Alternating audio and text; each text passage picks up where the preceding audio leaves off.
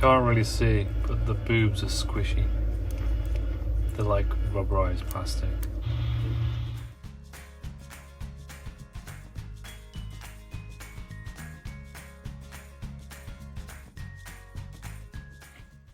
Hello, Oddimus Prime here with another review. This week I'm going to tackle something a bit of a controversial figure, literally. It's not an Optimus Prime, although I do have some Optimuses lined up in the near future, which I will review. This week I want to look at Firebird EX-01 Nicee. Here she is, in vehicle mode, which, let's face it, is not the controversial factor. So I'm going to go over this in a fairly simple state. Car mode. She is not a bad vehicle mode for RC. There have definitely been worse. There's a little bit of parts forming going on, but we'll get onto that in a minute. Bring it back here a little bit so you can see her in the light a little bit more. It's a perfectly serviceable RC type car. Now, obviously she's modelled after RC, but something I will talk about in a little while. She is actually her own character now. The toy line, the Firebird have been peddling with this, is something different. It's not just a KO, well, third-party masterpiece transformer. It's that they've got their own toy line, and that's what she has joined. However, this is unmistakably a version of RC. Looking at her from the front, she looks RC-y. From the top, it's very RC-like. She's got the little antenna because, you know, RC technically radio controlled. And of the various versions of RC, her rear end is actually pretty clean. So thus far, as a representation of our favourite Autobot Fembot, well, I'd say our favourite, one of the Autobot Fembots, she's not bad. Underneath, we start to have a little hint at what could be problematic. Yeah. So, I'm going to attempt to transform her live. I only got her yesterday, and I've only transformed her once. So let's go. So pull her legs out like so. And rotate, oops, one way around, rotate her feet. They are ankle pivoted and jointed heels. So you can, it's very stiff, scary stiff. Yeah, oops, let's just pull that one out. I'm sure Simon's probably sped this up so that I sound amusing. Oh, very cool actually. You can see there she's got, I don't know if you can see that. The light's probably not good enough, but she's actually got a piston joint in her knee, which is pretty awesome, which I'll get onto in a minute. So once we've done that, we need to unpop her arms. They are popped in to little nubbins there, and those rotate that way, and that one rotates that way. So we have arms, and then this whole piece sort of flips out, which will get better done in a moment. The back end unclips, it's very stiff, from the sort of car cockpit, if I can get it to do it without breaking her. Yeah, I think actually we can manage that in a second. And at the back end here, we just pop these pieces out, And this is what I mean by the parts forming. This, it's very common with RCs that they will have the, you know, this jobby as a piece, as a separate piece. It's normally a shield. I'm just going to pop that there. And there's some unclipping to go on here if I can figure out where it was. Ah, there we go. I was pulling it up when it's actually sideways. So just pop those pieces out like that. And then this piece sort of unclips. Put the arms out. And that goes there. And then this bit sort of pushes down like so, and then you fold the seat part up like that. Doesn't pop underneath the windscreen, but that's fine. And then wide hips.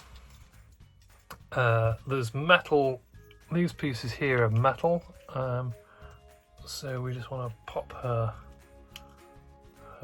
oh, a bit tight, pop her pips like that, and then swivel her legs around, swivelly swivelly, leggy leggies.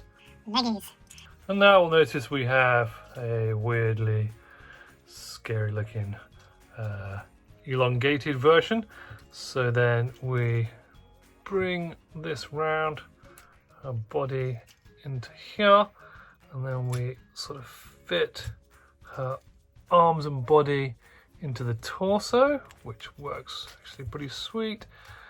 And then this piece here we can push right down into her back, and this can flip up. Oops. Alright, now it comes around.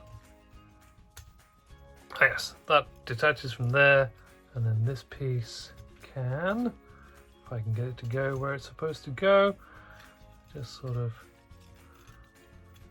oops, not doing a very good job with this. Ah, there we go, that goes there, and then that piece can flip down to her back. Her wheels, you can rotate those sort of 90 degrees in these back areas so that they'll flush, and then her head doth do the spinny, spinny, and pretty much let's just sort her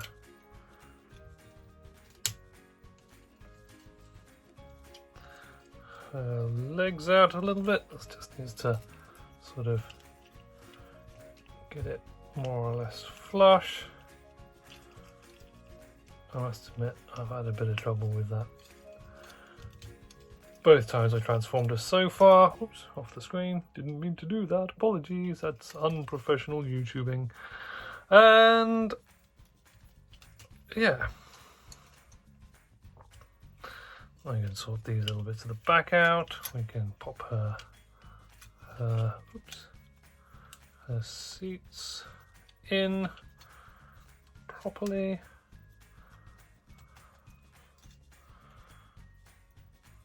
And that is effectively how the back goes. Probably made a bit of a hash up of it. But unlike most other RCs, she hasn't got a solid gigantic backpack. The backpack from the back looks a bit rubbish. But it's not too bad from the side. It is sticking out quite far. But I'm pretty sure that's less their design and more my inability to transform. So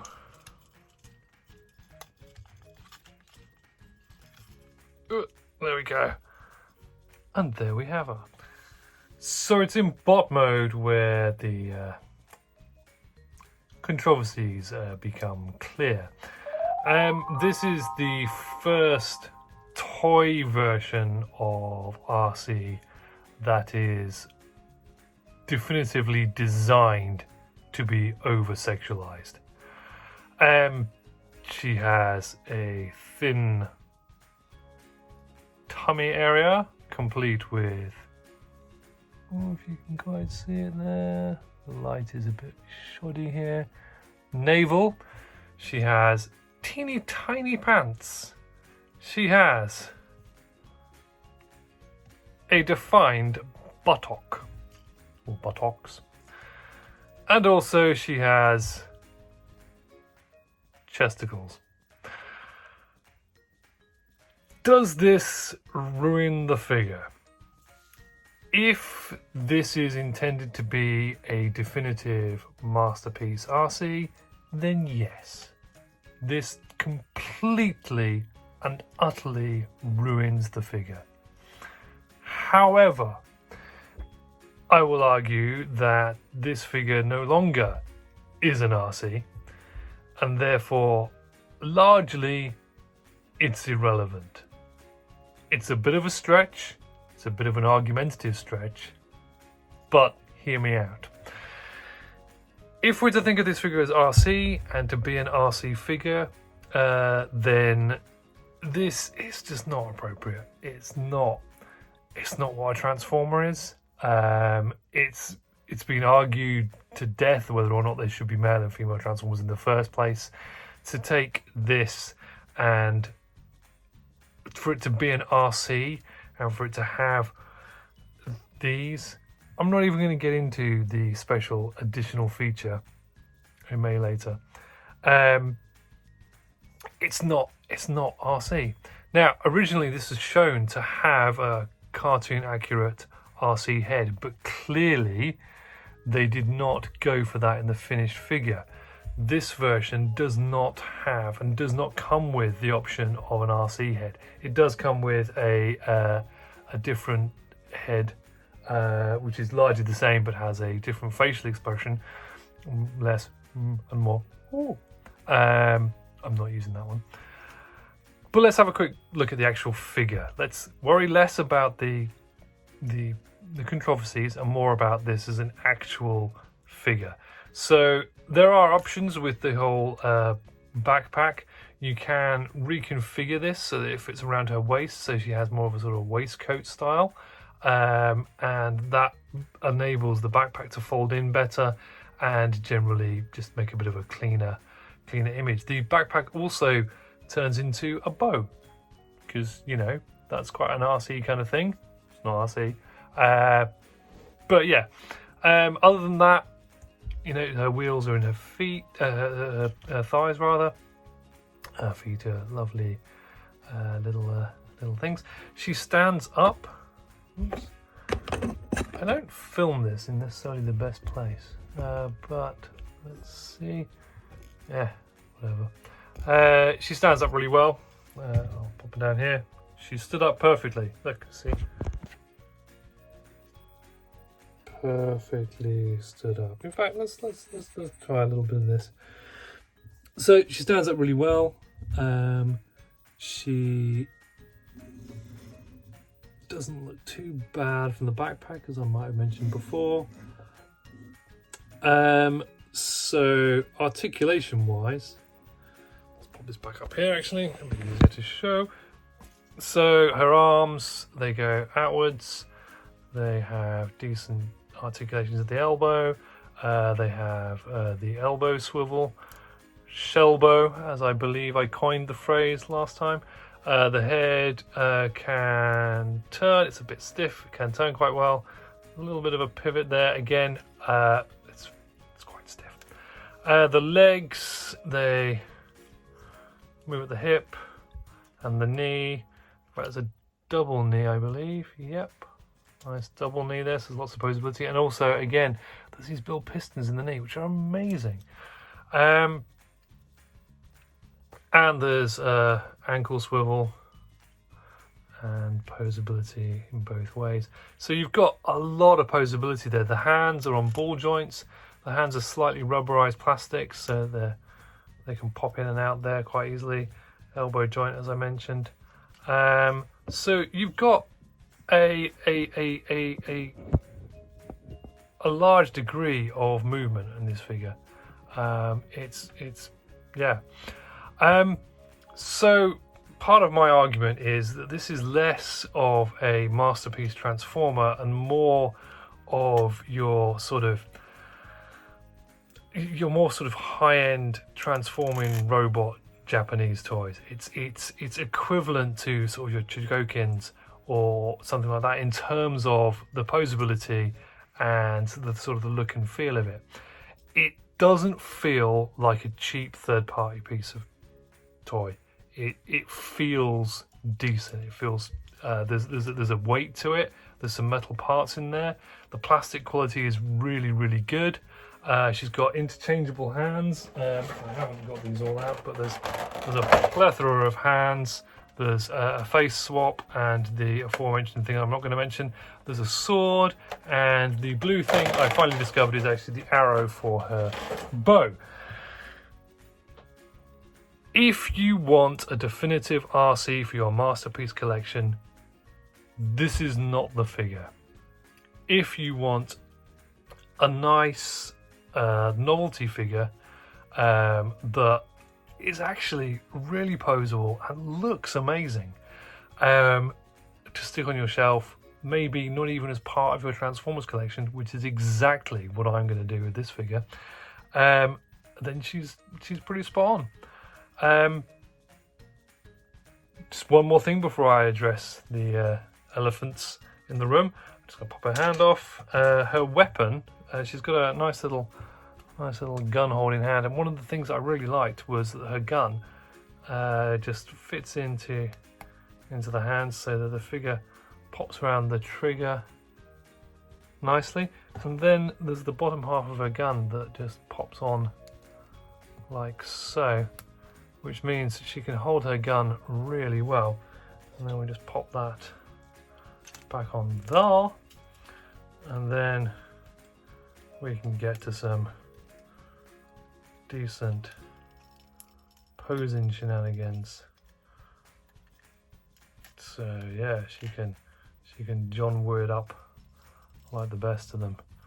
Maybe some ha, and yeah, she's really posable. She looks really cool. But there are two things that I wish to talk about. Her jubblies. She has two versions of her jubblies that come in the figure. One of which is solid plastic. The other of which I have currently installed, is squishy. I mean,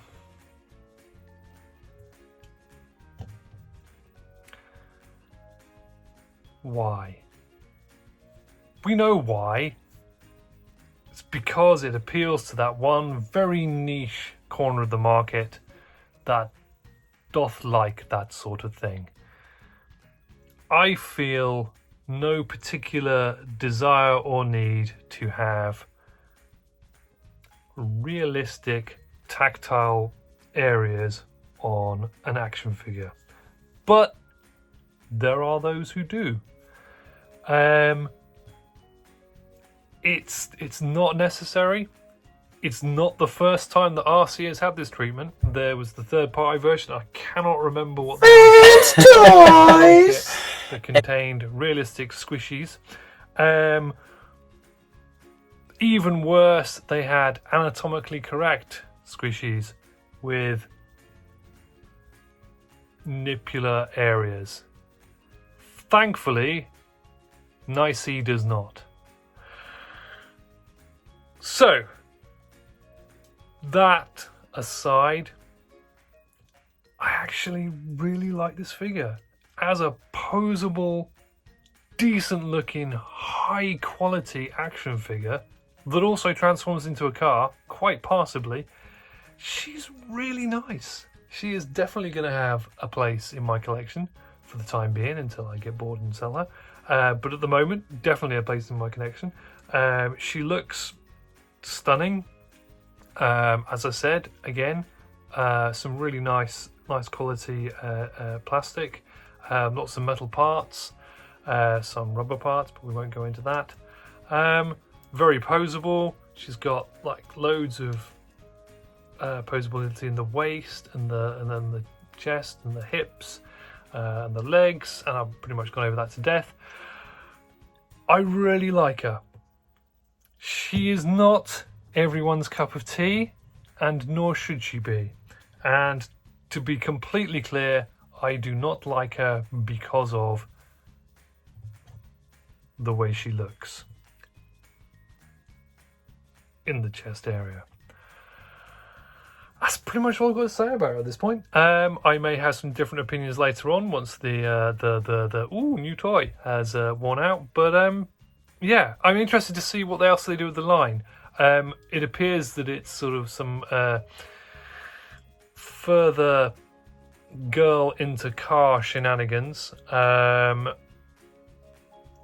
Yeah, it'll be interesting to see. That's pretty much all I've got to say on her for now. Thanks for watching. If you like this sort of thing, get it. If you want an Arcee toy, do not buy her. She is not Arcee. And that is the last thing I'm going to say about Nicee. Thank you.